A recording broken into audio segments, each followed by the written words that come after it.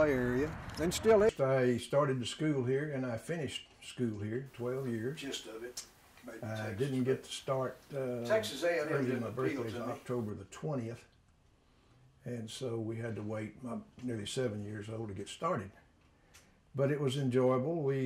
My mother and Daddy split up in '39 when I started the school, so she raised me and my brother.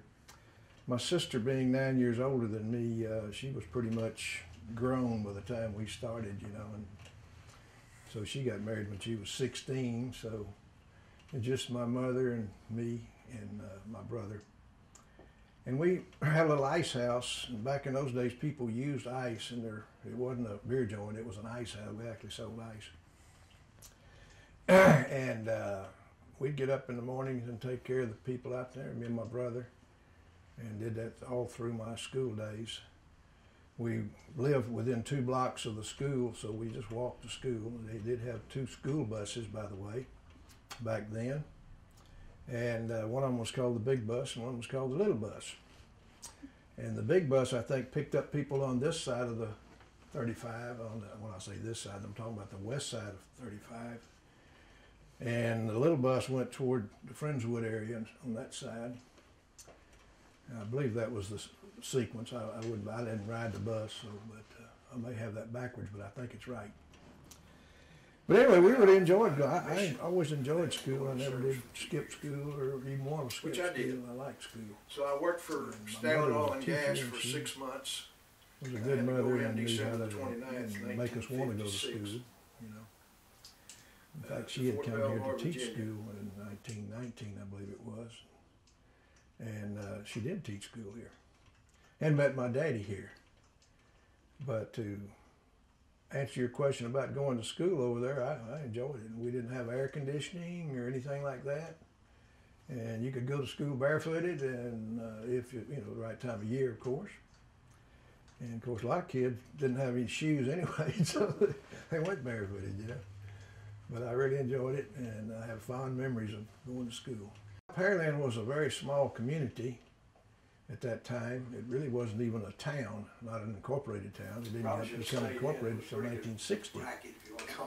So back in '39, when I started the school, the whole school, anybody familiar with Pearland, it was the C.J. Harris complex. C.J. Harris wasn't even known then either. So then I stayed just Pearland schools, and the building out on 518 was the high school building. But I was always around Pearland. And the next building back was the elementary and junior high, whatever you want to call it. And back during the one in the back's the one that we went into when we first went to school. Well, in 45 or 46 somewhere, it burned to the ground, and they built another school. So we had to improvise. We went across the street first thing to the Methodist Church, which is still there, but it's different buildings and things now. We went to school in the Methodist Church until they had a building up here. It used to be called Pancomo's for the more recent people, but back in those days it was an old beer joint called the Old Style Inn. And they took the Old Style Inn and divided it up into rooms. And that's where we went for a year, maybe 2 years, I don't know. And then when my class got to go back to the complex over here on Grand Boulevard, which was the whole school system, we were in the 8th grade, and we had to go in the high school building. So we didn't get to go in this newer complex over there now, if you want to call it, and got that nice auditorium that we never had an auditorium before that. We had an old gymnasium that was improvised from the old school that the kids used to go into back in the storm blew the roof off of it in 1915, or an earlier storm did. In 1915, it put them out of business. So all the high school kids then went to Webster to school. Webster had a school, and they had to get over there the best way they could. They didn't have a bus. They just got to school the best way they could. So in 1937, we got the new complex back, and that's over there currently. Well, I say currently, plus the elementary section was different, you know. It looked about like the one out on 518. And so then they started having high school people back then. So I graduated in 51, so I got the benefit through everything right there.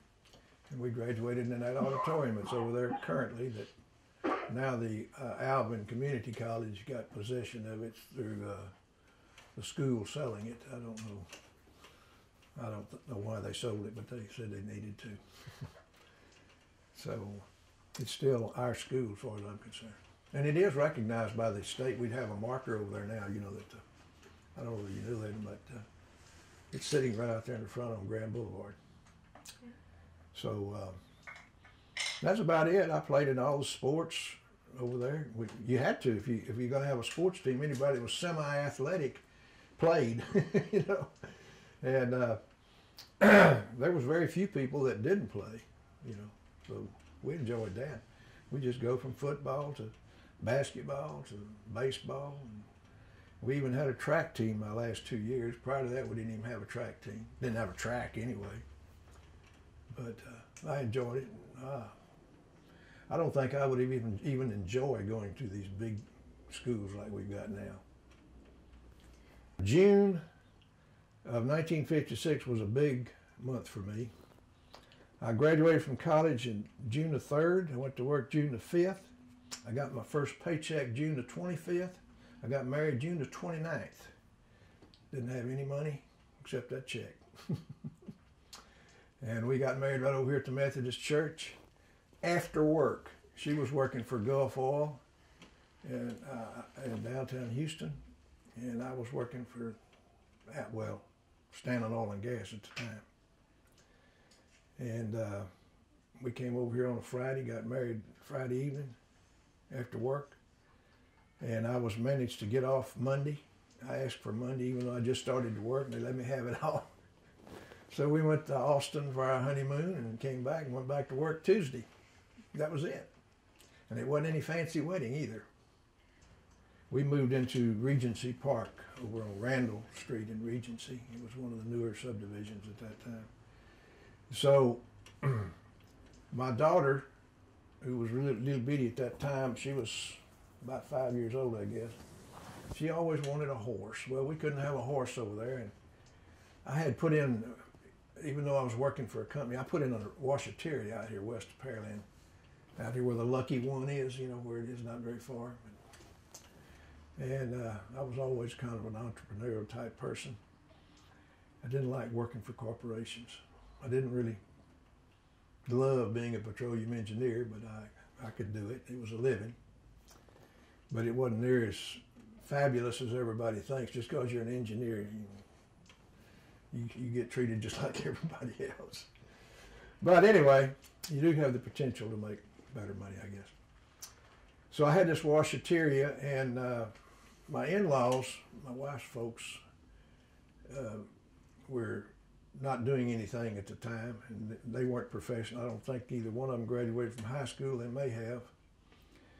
But we bought this house right over here where the Something Country is, and they moved in it, and we went into partnership on this washateria. And so my daughter wanted a horse. So in December of '75, I made a deal with Tom and Betty Alexander to buy this place. They owned it at the time. This is the place that Mrs. Alexander, his mother, gave them when they got married. And they weren't living in it. They had built them a house over on Nottingham. And they had it rented out, I was told, for 11 years. And so they agreed to sell it to us. They carried the note. They even financed it for us, which was nice of them. And so we worked on it about 6 months, sold my house over there, and moved over here. And we've been here ever since. This house, best we could document, was started in 1910, best I can figure, because the people, their name was Palmer, moved to Pearland. Pearland was a promotional town. When they put in this place, it was mainly for people coming from the north. That's why in the old town site, most of these lots are so small. They're 25 foot wide. You know, today's subdivision, 25 foot wide is not very wide for a house, for a subdivision. And they were 125 deep. And the way it's laid out, they do have an alley in between most of the lots. So this particular tract here that Mr. Palmer, I guess, got and also then sold to the Alexanders consists of 22 of those lots. 11 on Washington Street or Avenue and 11 on San Antonio Avenue, which makes it almost square. 275 by 270 feet is pretty near square, and that includes the alley in between, 20-foot alley. So that's the way it is. That's the way it's laid out. Houston finally started coming out here. I always wondered why it never did come south. You know, in expansion, it always went west and north. It didn't go east much. It didn't come south, and I don't know. Here we are on the way to Galveston, pretty much, you know. But then all of a sudden, when NASA came in about 60, things started moving out this way. But as far as the way of life, well, we had to get out of the ice business because refrigeration became big. Air conditioning is what really made this country. It was hot back in those days too, you know, but you didn't have any air conditioning. We were lucky we had an ice house. We'd go in the ice vault and cool off sometimes, which was a plus. But nobody had any air conditioning that I know of. The place you'd go to get air conditioning was like Sears Roebuck or somewhere in Houston. It was always so nice to go in there. It was cool, and they had escalators. You could ride up down us kids could ride up and down the escalators. We enjoyed that. But nowadays, with all the traffic, we've become a big city, so to speak. Hundreds of cops. I mean, how many cops they got out there? We didn't have. We had before we got incorporated, all we had was a deputy sheriff or a constable that took care of everything. There wasn't that much going on. And the center of town, of course, was 518 and Highway 35. And there hasn't always been a stoplight there either. There used to be stop signs. Sometimes they had a stoplight going one way, a blinking stoplight, and a caution light going the other way. Oh, it was nice. As far as entertainment, we didn't have television, you know, nothing like that. We just went out and had our own stuff. We didn't have Little League when I was a kid, and later on it came on. Good friend of mine, Mickey Mark, who's president of the Historical Society, he's 3 years older than me. He pretty well started the Little League here. Him and coach, one of my coaches, Jug Backus was his name. He still lives over here. And when I was playing football in high school, we didn't start 11-man until the football season of 1949. And he was hired at that time, so he's probably about 5 years older than me. Maybe more, maybe 6. But he'd just gotten out of college. And we only had one coach prior to that, so that he made 2.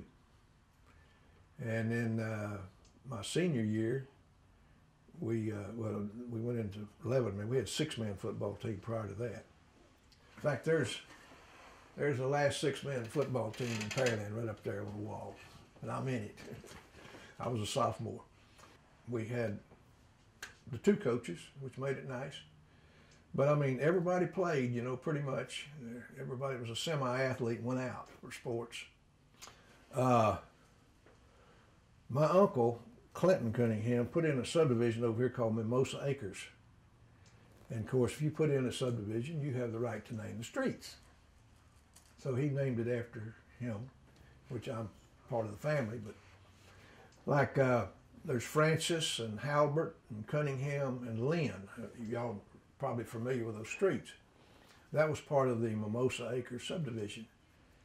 Well, my aunt, his wife, who they only had one child, and it was virtually stillborn. It's buried up here in this old settler cemetery. So they didn't have any kids, but her name was Willie Francis Halbert.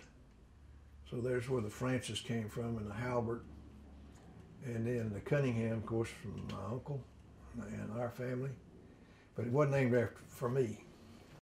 Yeah, when the grass is green and everything, things always look prettier, you know, too.